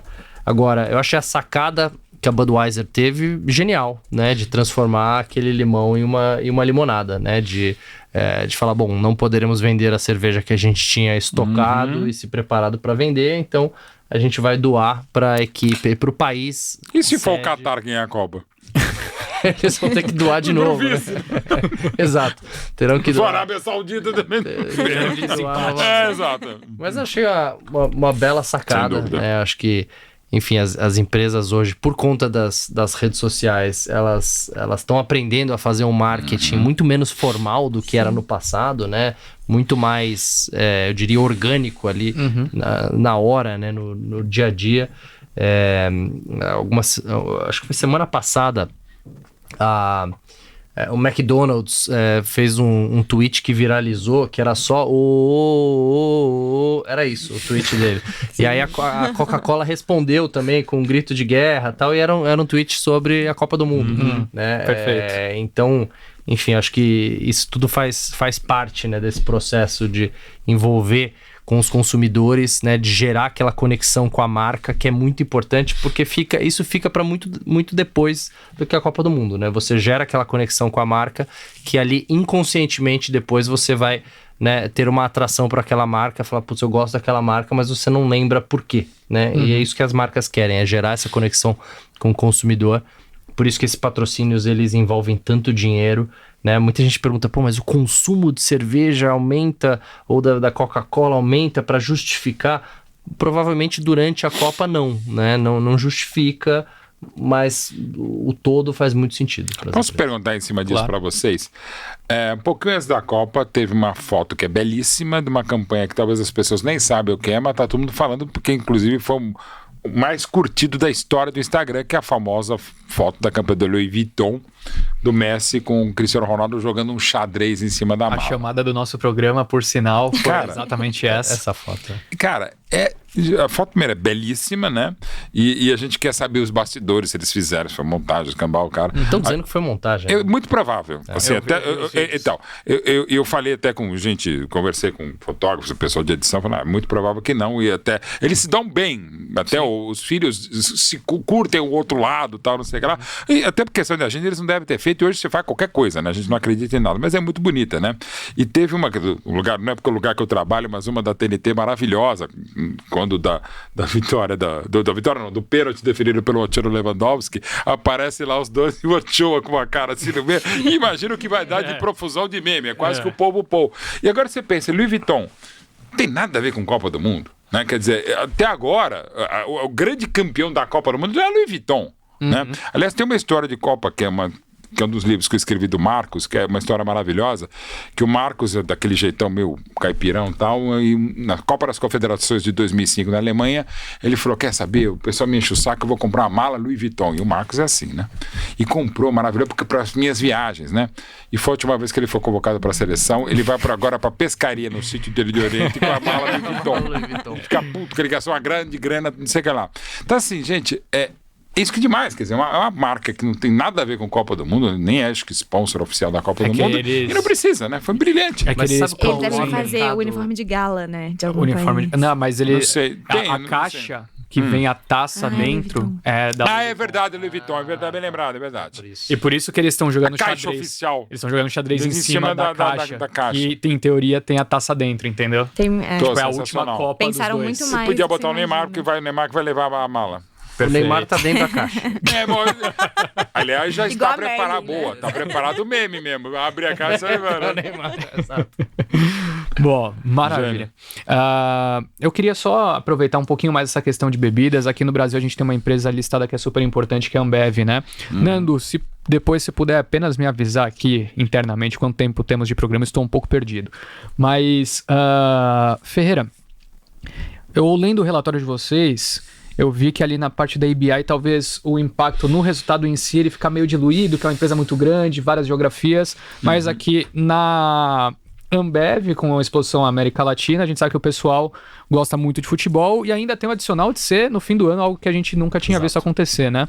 O que o Léo lá que cobre o setor tá esperando para a empresa? Não, sem dúvida deve ter um impacto positivo, porque junta essa época, né, que já é uma época forte de consumo, com o fato de que a gente está num ano de reabertura, né, entre parênteses, então o consumo já vinha bem, né, esse ano, por conta dessa reabertura dos bares, enfim, as pessoas saindo mais de casa, juntando com a época de final de ano. Então, quando a gente pega historicamente, né, você pegar todas as Copas, o consumo de cerveja, ele cresce ali, se eu não me engano, algo entre 1 a 2% em anos de Copa. Então é pouco volume, né? Não é grandes coisas, mas durante o trimestre da Copa, aí é um crescimento muito maior, chega a ser um crescimento de 8% até 10% de crescimento durante aquele trimestre. Então, o mercado tá mais animado com a Ambev por conta disso, no curto prazo, além do fato de que os custos começaram a declinar. Então, perfeito. Todas as commodities que tinham subido muito de preço, né, que você pegar o alumínio, os grãos, né, que estavam pressionando bastante os custos, começaram a cair. Então, o mercado tem visto uma boa combinação, o nosso analista também, ele gosta dessa combinação de volumes melhorando, né, a empresa inovando bastante, mudou bastante, né, o seu portfólio, fizeram um excelente trabalho com, né, toda a parte de e-commerce, delivery, o Zé Delivery, enfim, todos os apps aí que eles têm de entregas, inclusive pro atacado, né, pro canal B2B que está indo super bem. Os custos em queda, que devem melhorar as margens, e um ambiente no Brasil que ainda é um ambiente inflacionário. Então, para uma empresa que é líder e tem um market share tão grande quanto a Ambev, eles conseguem repassar preço mais fácil até do que outras empresas menores que acabam sofrendo no ambiente inflacionário. Então, é uma combinação que a gente gosta, além de ser um papel muito defensivo. Uma empresa que só tem caixa líquido, não tem dívida, que no ambiente de juros altos acaba se defendendo bem, né, conseguindo ali proteger bem o seu bottom line, né, o seu lucro. Então, nosso analista gosta. Agora, é uma visão de uma melhora de volumes de curto prazo, né? Se isso vai continuar para o futuro é uma dúvida, né? A gente sempre tem aquela ressaca de Copa no ano seguinte à Copa, porque você gera uma base de comparação difícil. Então, eu gosto sempre de lembrar isso, que também a gente nunca né, deve investir só por conta de um trimestre. Você tem que olhar o histórico como um todo para tomar uma decisão ali de investimento ou não. Apreciem com moderação. Show. Perfeito.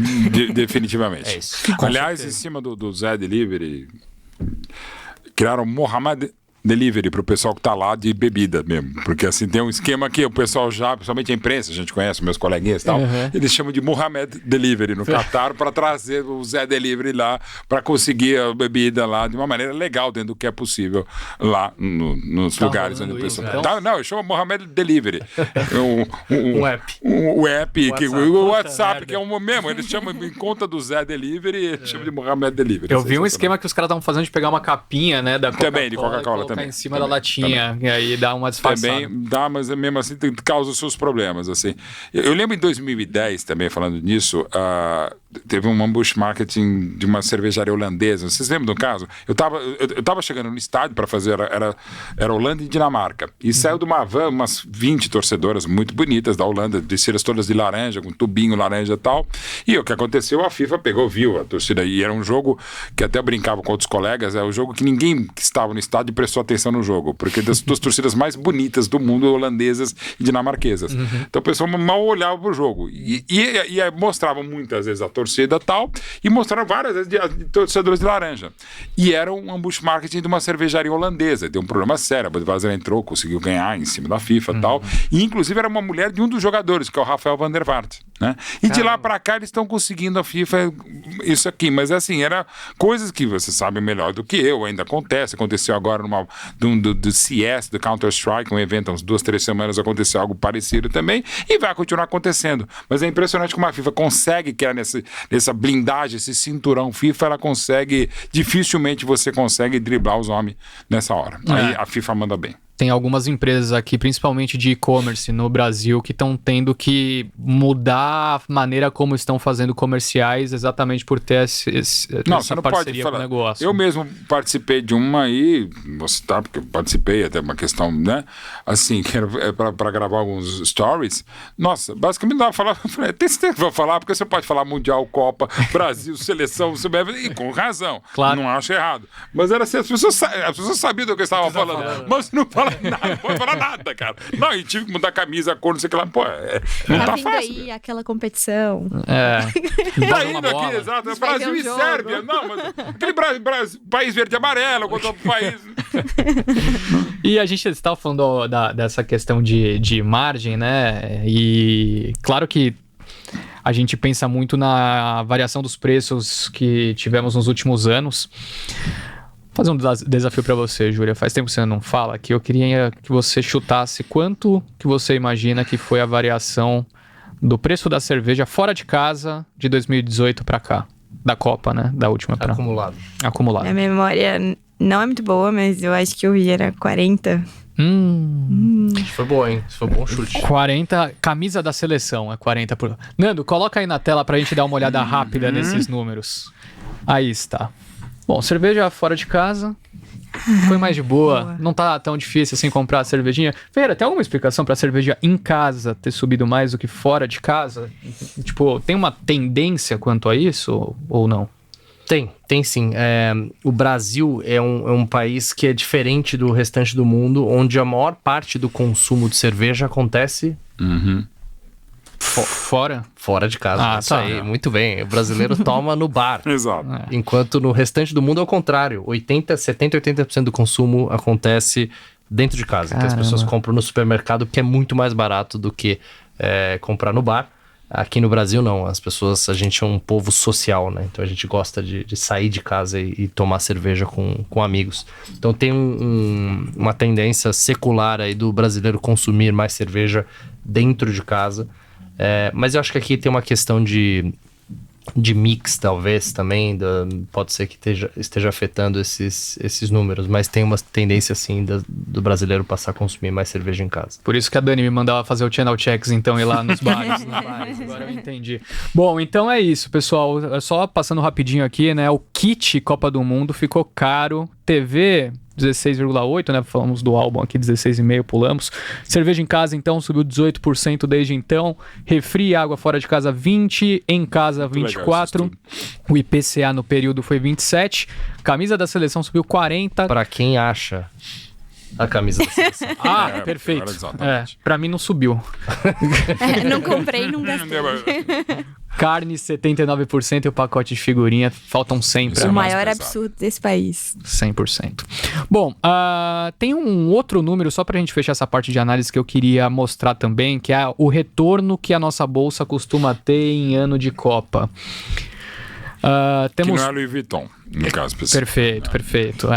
Que poderia ser a Louis Vuitton, mas tá mais pra uma bolsa do camelô, alguma coisa assim. Exatamente. Bom, Ferreira, a gente tem uma tendência péssima em anos de Copa, né? Eu vi que vocês ajustaram os retornos por inflação, porque, né, nos anos 90 para trás a gente tinha um descontrole de inflação muito grande.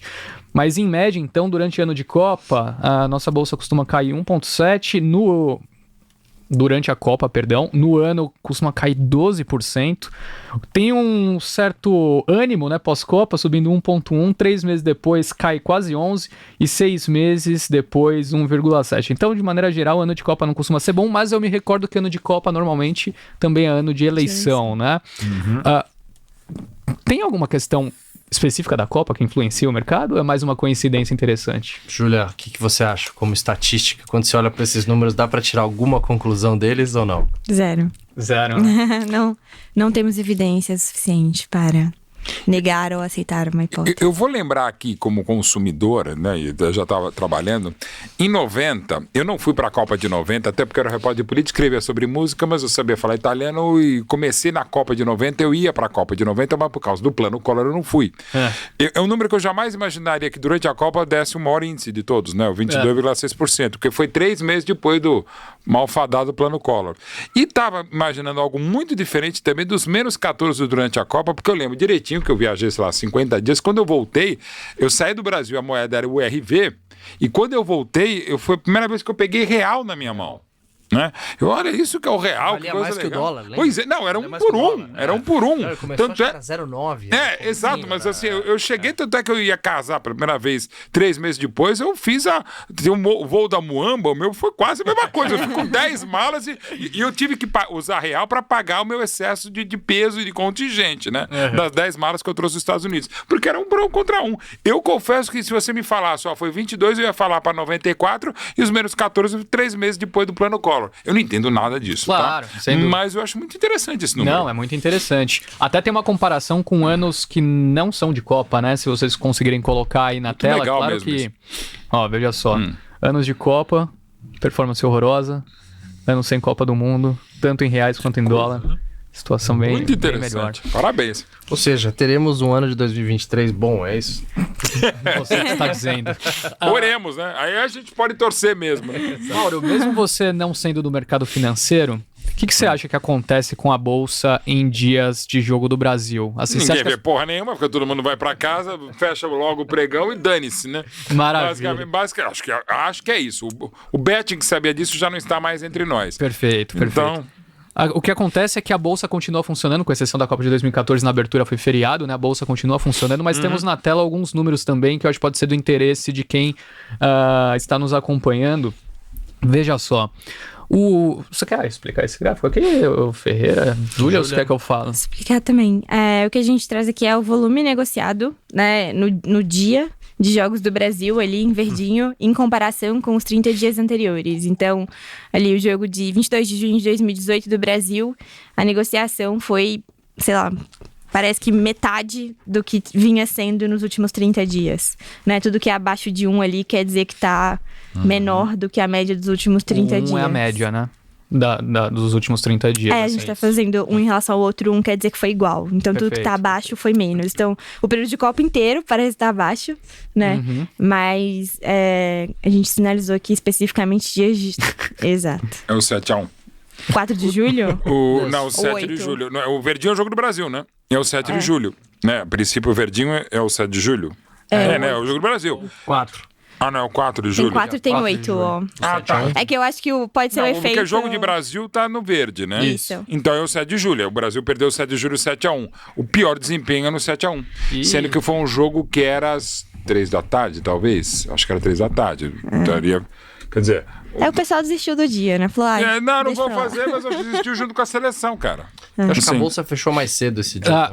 Então, o jogo do Brasil era 3. A 8 Bolsa de julho. fechou mais cedo, né? Isso aqui tem a ver com... o Brasil e Chile. Não, peraí, o Brasil e Colômbia. Brasil e Colômbia, gol do Davi Luiz. E o gol do Davi Luiz foi das quartas né? de final, o Neymar... É verdade. Aqui a gente trouxe só, né, os números... Mas o Banco Central Europeu já fez estudos que isso é estatisticamente relevante, essa redução de negociação. Quais são as implicações para quem está ignorando a COP está olhando para a Bolsa, quando tem pouco volume negociado assim no dia? Olha, acho que para quem é investidor de longo prazo, a implicação é pequena, né? Porque você está falando de uma redução de volume ali específica em um dia de negociação. Para o investidor perfil trader, tem que tomar cuidado, porque se você está olhando para tiros curtos, né? Entrar e sair da bolsa no curto prazo, você acaba tendo possibilidades de distorções de preço maiores, né? Em dias de baixo volume. Por outro lado, você pode também encontrar ali, né? Enquanto está todo mundo olhando para a TV, você pode encontrar oportunidades que ninguém mais está vendo, né? Perfeito. Então, tem essa possibilidade. Mas tem que tomar um pouco mais de cuidado, porque realmente, dias de volume baixo de negociação, né, você pode ter dificuldades ali de fazer os seus trades, né? De entrar e sair de um papel, enfim. Então, acho que para o trader importa bem mais do que para o investidor de longo prazo, que Sim. Um dia não vai fazer muita diferença, né, nos retornos a longo prazo. Maravilha. Bom, Muito legal. da parte de business, acho que era isso. Queria só partir aqui para um bate-papo final, já fazendo uma brincadeira de projeções. Vamos. Aí a gente, Começar. qualquer coisa, joga pra Júlia. Então, eu Põe a tô muito culpa na curioso do estatística. seu palpite. Eu quero saber se você vai no seu modelo de análise ou você vai deixar com que esse sentimento humano fale mais alto quando eu te perguntar quem vai ser o campeão da Copa, na sua opinião, não na opinião do modelo, que talvez possa ser a sua também. Sim. Mas queria começar com você, Mauro. Duas respostas rápidas Vamos aqui nós. pra gente. Resultado... primeiro, antes disso. Escalação do jogo, quinta-feira. Então, é baseada mais em informação do que o que eu gostaria de ver, mas bate mais ou menos com aquilo que eu imaginaria. E hoje também já se aposta sobre isso, né, para acerto e tal. Não vai fugir de Alisson, o Danilo, Marquinhos, Thiago Silva e o Alexandro, Casemiro, Paquetá um pouquinho mais atrás, pelas pontas de um lado o Rafinha, do outro lado o Vinícius Júnior, e o Neymar chegando, né, e o Richarlison à frente. Com a bola é praticamente um 4-1-4-1, que sem a bola um 4-4-2. Eu gostaria de ver ainda o Fred, mas o Bruno Guimarães atropelando, Paquetá por dentro e o Vinícius Júnior. Eu sacaria o Richarlison. O Richarlison. Faria um time um pouquinho mais fechadinho. Sem 9. Sem o 9. O Neymar seria esse falso 9. Mas estamos falando de um falso 9 que vai ser o maior artilheiro da história da seleção brasileira. Então, gol ele sabe fazer. Eu acho que essa formação do Tite, ela É boa, é ofensiva, muito tal. intensa, né? Mas pode dar espaço no contra-golpe porque a Total. Sérvia é muito boa. Mas ele sabe o que faz. No segundo tempo, se não me engano, ele testou essa formação contra a Gana, não foi? Esse é o time base do jogo contra a Gana, que começa o jogo. O jogo contra a seleção da Tunísia, o 5-1, me parece o mais equilibrado. Lembrando que o time com a bola fica com 3, um dos laterais fecha atrás, fica com o Alexandro, ele abre o outro com o Danilo e o Casemiro, aí espeta 5 caras. Bota o Rafinha de um lado, o Paquetá do outro, e aí eu gostaria de ver o Vinícius Júnior, o Neymar por dentro, mais próximo do Richarlison, e um dos volantes chega, no caso o Fred. Cara, essas cinturas duras tem grande chance de A zaga da Sérvia é pesada mesmo. O Brasil podia tentar. Eu acho que eles vão Mas se vai ser um assustar. baita jogo. Eu só não sairia com o Richarlison, eu iria com o Gabriel Jesus, que eu acho que ele tá jogando no Arsenal. Tá é muito pouca bem, coisa. mas é que o Richarlison está num momento melhor. Não, na seleção, E na seleção também. especialmente, Então não é tem compreensível dúvida. também. Não tem dúvida. Sem viés, né? Gabriel Jesus sem viés. Cara, eu juro por Deus que eu é sem botaria o viés. Flaco Lopes se brasileiro fosse. Flaco Lopes. Aí eu te falar, falando em apostas e previsões, uma não tem erro, o Endrick. Ah, O sim. Endrick é nível Ronaldo, Até o fenômeno, Ronaldo nível... disse isso, Até né? o Ronaldo acho que exagerou. Eu sou entusiasmado, não é porque ele é do Palmeiras, porque ele é maravilhoso, inclusive a cabeça é muito boa. Se vocês querem apostar em alguma coisa, apostem no Endrick. Eu gosto tanto do Mauro que essa opinião de que o Ronaldo exagerou, eu já até tinha visto ele dando lá na Jovem Pan. Eu acho que ele exagerou um pouquinho, Mas mas... o YouTube mostra eu sou- automaticamente você. Exato. Obrigado, mas eu sou alucinado pelo Endrick, para deixar muito claro. Mas eu acho que seria um pouco prematuro agora. Mas se a Copa fosse daqui a 6 meses, Endrick e tira o Neymar. Não exagero. Mauro, só pra gente fechar então, vou fazer 2 perguntas pra cada um de vocês. Placar da estreia e campeão da Copa. 2-1 pro Brasil e Brasil campeão. E aí? Contra a França. Contra a França? Pede pro Ferreira antes. Dá um spoiler. Pra mim, 2-0 Brasil e Brasil campeão. Perfeito. Eu posso falar probabilidade que a gente tem pro jogo Brasil e Sérvia. Que eu acho maravilha. interessante também. Peraí. Claro. É Claro. interessante que a probabilidade do Brasil nesse jogo não é tão alta quanto o torcedor. Porque é o jogo turíssimo imagina. mesmo. Exato, E o fator estreia também, que é sempre pesado. Exato. Bom, vamos lá, só tem que achar aqui. Dia 24, né? Achei. Probabilidade do Brasil ganhar o jogo, 65,5%. Tá. Probabilidade da Sérvia ganhar o jogo, 19,6%. Probabilidade de empate, 14,8%. Ok. Não tá ruim. Não tá ruim. Não, tá bom. Mas serve é bom Não é time. uma probabilidade super alta. né? Não, Mas, a da Argentina, mesmo contra a Arábia Saudita, a gente tinha previsto 84, né? Perfeito. 20 pontos a mais. E resultado da estreia e quem você acha que vai ser campeão? 3-0 também, eu acho que é parecido com o que aconteceu em 2018, né? E campeão, eu espero que seja o Brasil. De acordo com nossas contas, vai ter um pouco de dificuldade, mas vai chegar. A gente tem fé. A fé fala mais alto na sua opinião? A gente tá acostumado a sofrer. Eu sou cruzeirense, né? Ixi, então tá bom. Entendendo. Quem passou por 2 anos sendo cruzeirense, os últimos 2 anos sendo cruzeirense, Mas tá passa por melhorando e qualquer vai melhorar. coisa. Luvanor deveria estar na Copa ou não? Aí já saiu do meu escopo. Luva 9. Gostei do céu do meu escopo, é gênio, cara. Ela vai montar um modelo pra Não ver se faz é meu sentido. Cruzeiro, meu Cruzeiro tá voltando. Maravilha, legal. então. Pessoal, pô, uma honra fazer esse programa. Eu também. Previsões. É verdade, esse coisa de mais Ninguém me perguntou. é Fácil, né? Bom, Ferreira, manda. Cara, se você perguntar que está no meu bolão, eu tenho Messi artilheiro e Argentina campeã. Claro que eu não tô falando do jogo do Brasil ainda, mas é isso que eu coloquei. Uhum. Tô um pouco reticente depois desse resultado da Arábia, mas acho que ainda vai passar tranquilo. Também acho. E só que eu fiz isso como um hedge emocional, aquele negócio, né? Quando você aposta, eu gosto de apostar contra o meu time, pra pelo menos ganhar alguma coisa. Eu vou falar o que eu quero que aconteça. E não sei se eu acho que isso vai acontecer, eu não tenho opinião formada, mas eu acho que vai ser Brasil 2-0 também, é o meu placar do bolão. Tá. E... Cara, eu acho que o título vai ficar entre França e Argentina. Queria muito que fosse o Brasil, mas eu acho que aquele negócio psicológico vai influenciar. Então eu vou te fazer uma pergunta. Você tem 2 cenários, você pode escolher. Palmeiras campeão do mundo ou Brasil hexa? Palmeiras campeão do mundo, sem sombra de Uma pergunta dúvidas. que eu já sabia a resposta, porque é óbvia. Não tem a É menor- claro. Mauro, eu queria pegar esse gancho. Qual que é a mensagem final que você tem pra dar pra aquelas várias pessoas que a gente vê que falam, eu não torço pela seleção, eu só torço pro meu time, ou a seleção isso, a seleção aquilo, enfim, e que, né, elas tentam Como acabamos dizer de ver. que são anti-Copa, mas que na verdade não são, que a gente Não sabe consegue. que torcem pra caramba. Mas qual que é a mensagem que você daria? Durante o auge da ditadura militar, muita gente torcia contra a seleção brasileira pela ligação óbvia com o governo, né?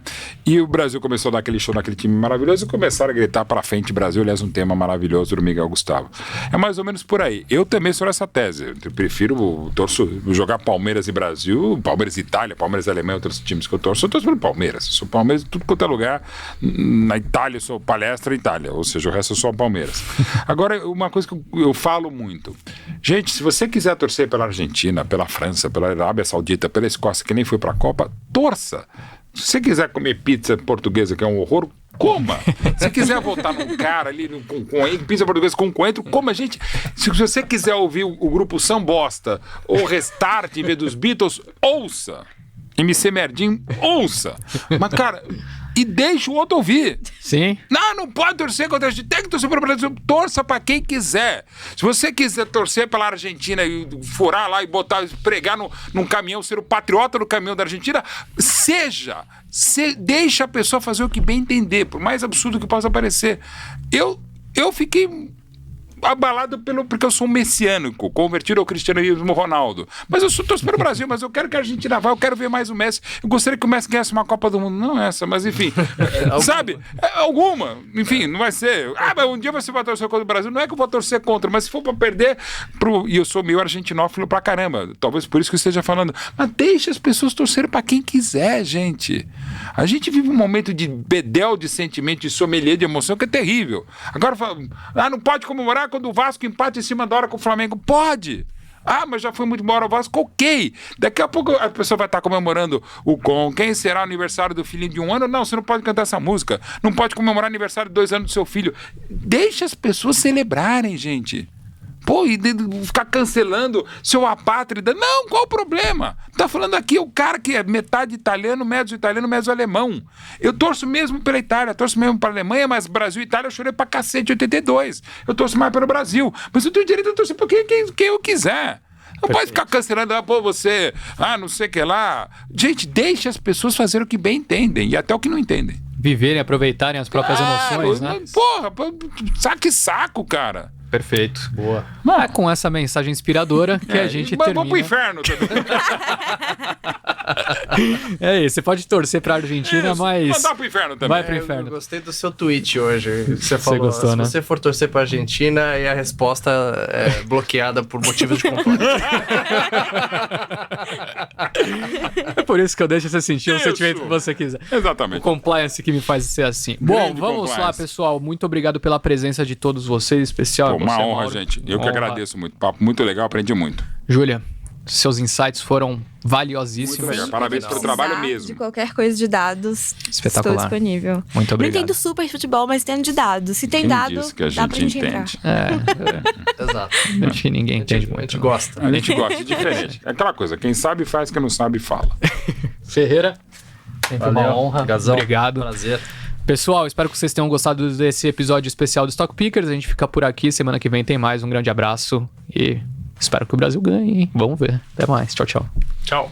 Show me the money.